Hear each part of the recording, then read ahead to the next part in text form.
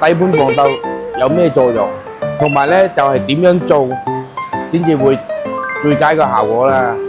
正常嚟講咧，首先咧，好似呢啲咁新嘅車咧，我哋第一時間咧就會將葉子板內襯啦，同埋入邊個所有膠件、排管啊，全部拆晒落嚟之後，再依家咁用高壓槍一定要沖乾淨。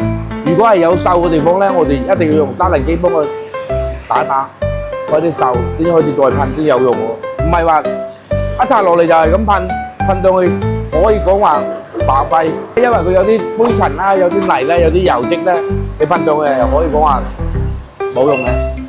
沖洗乾淨之後，跟住尾等陣間我哋啲師傅咧就會吹乾水啦，同埋有鏽嘅地方全部磨乾淨之後，就可以真正噴底盤3粒膠。